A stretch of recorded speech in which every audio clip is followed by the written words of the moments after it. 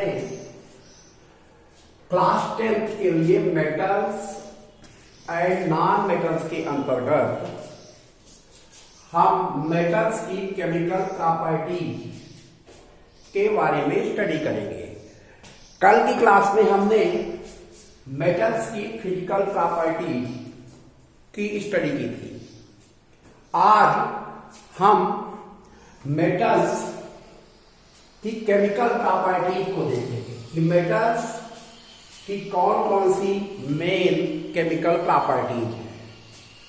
तो पहली property metals की ये है कि all metals are electropositive in nature.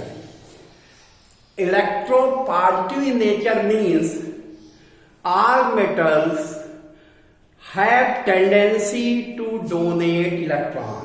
सभी मेटल्स की टेंडेंसी होती है कि वो इलेक्ट्रॉन डोनेट करते हैं, इलेक्ट्रॉन डोनर होते हैं।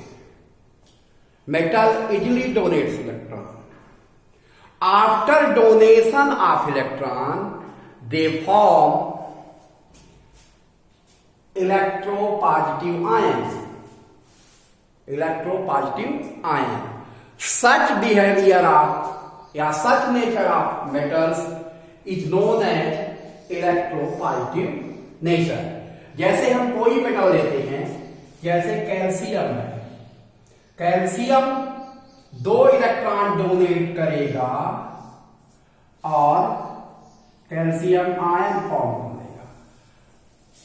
अब हमें यह ध्यान रखना है कि कोई भी मेटल उतने ही इलेक्ट्रॉन डोनेट करता है जितने की उसकी वैलेंसी है। इसका मतलब any metal can donate such number of electrons which is it's valency. जो उसकी वैलेंसी होती है उतने ही इलेक्ट्रॉन डोनेट करेगा। जैसे कैल्शियम की वैलेंसी 2 है तो ये 2 इलेक्ट्रॉन डोनेट करता है, कैल्शियम आयन बनाता है। सोडियम को अगर हम लेते हैं, इसकी वैलेंसी 1 है, इसलिए 1 इलेक्ट्रॉन डोनेट करेगा और ये पॉजिटिव आयन बनाएगा, लेकिन एक ही इलेक्ट्रॉन डोनेट करेगा। मतलब कोई भी मेटल उतने ही इलेक्ट्रॉन डोनेट करता है जितनी उसकी वैलेंसी होती है। Because of donation of electron, metals becomes electropositive and such nature of metal is known as electropositive nature। अब मेटल्स इलेक्ट्रोपॉजिटिव क्यों होते हैं? इसकी मेन वजह है देयर लो आयनाइजेशन एनर्जी। उनकी आयनाइजेशन एनर्जी लो होती है। Because of it they easily donate electron. Second property में हम आते हैं रिएक्शन विथ एसिड।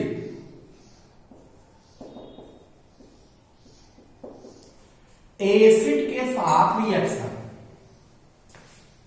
जनरली जो मेटल्स रिएक्टिव होती हैं वो एसिड के साथ रिएक्शन करती हैं और हाइड्रोजन गैस देती है। लेकिन वे मेटल्स जो लेस रिएक्टिव होती हैं वो हाइड्रोजन गैस नहीं देती। Only those metals can give hydrogen gas which are more reactive. जैसे जिंक हाइड्रोक्लोरिक एसिड के साथ रिएक्शन करेगा, then it gives out zinc chloride and hydrogen gas. इसी तरह से ये दूसरे एसिड के साथ भी रिएक्शन करके हाइड्रोजन गैस ही देगा।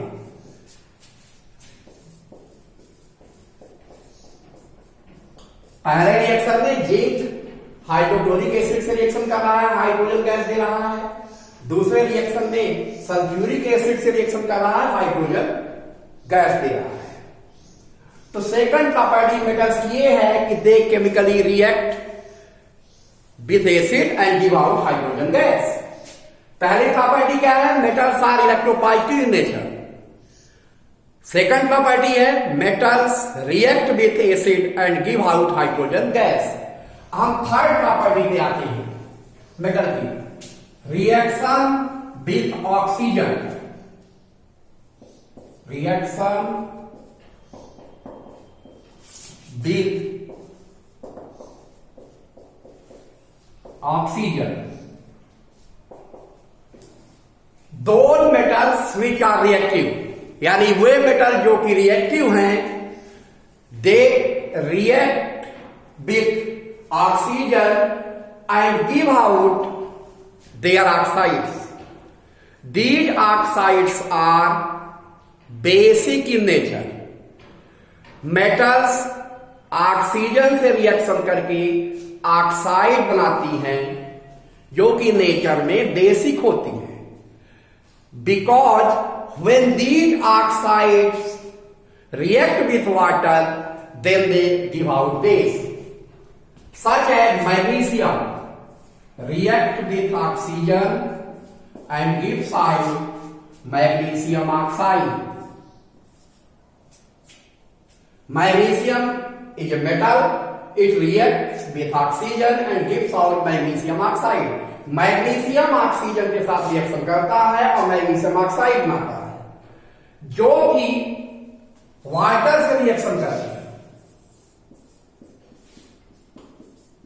बेस देगा।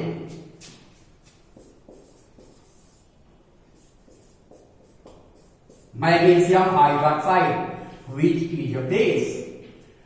इसी तरीके से अदर मेटल्स भी ऑक्सीजन से रिएक्शन करेंगी और बेसिक ऑक्साइड बनाएंगी और बेस लेंगी। बेस का फॉर्मेशन तभी होगा जब उनके ऑक्साइड्स वाटर से रिएक्शन करेंगे।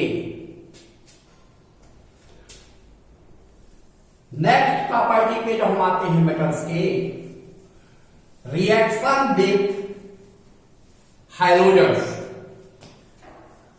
Reaction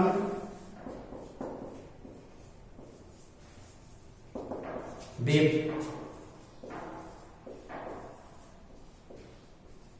halogens।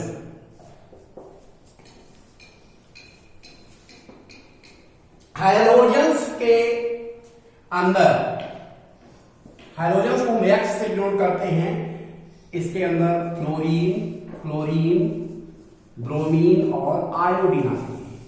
ये एलिमेंट्स ग्रुप 17 के एलिमेंट है या हाइड्रोजन फैमिली के एलिमेंट है। फ्लोरीन, क्लोरीन, ब्रोमीन और आयोडीन। जब मेटल्स हाइड्रोजन से रिएक्शन करती है तो उस कंडीशन में हैलाइड का फॉर्मेशन होता है। जैसे सोडियम क्लोरीन के साथ जब रिएक्शन करता है तो उस कंडीशन में सोडियम क्लोराइड का फॉर्मेशन होता है। Sodium reacts with chlorine and sodium chloride is form. Actually this is halide, metal halide. तो हम ये कह सकते हैं कि metals react with hydrogens and they give out metal halides. These metal halides are ionic compound. ये जो metal halide form होते हैं ये आयनिक कंपाउंड कहलाते हैं because there formation is because of ionic bond. क्योंकि इन कंपाउंड के फॉर्मेशन के समय आयनिक बॉन्ड बनता है, यानी reaction with halogens of metals leads toward formation of ionic bond. यानी मेटल और हैलोजेंस के बीच रिएक्शन से बना हुआ बॉन्ड आयनिक बॉन्ड होता है। During this bond transfer of electron is possible. जब ये बॉन्ड बढ़ता है तो इलेक्ट्रॉन का ट्रांसफर होता है। मेटल्स इलेक्ट्रॉन डोनेट करते हैं और हैलोजेंस एटॉम इलेक्ट्रॉन लेते हैं। नेक्स्ट प्रॉपर्टी पे हम आते हैं रिएक्शन विथ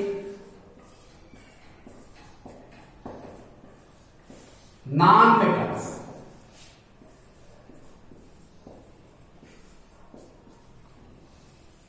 स्पेशल कंडीशंस पे हाई टेम्परेचर या हाई प्रेशर पे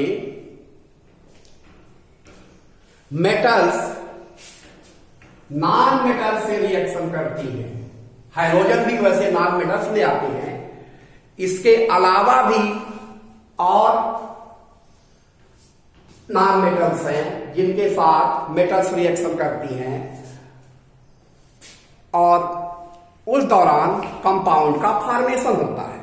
जैसे हम एग्जांपल के तौर पर ले सकते हैं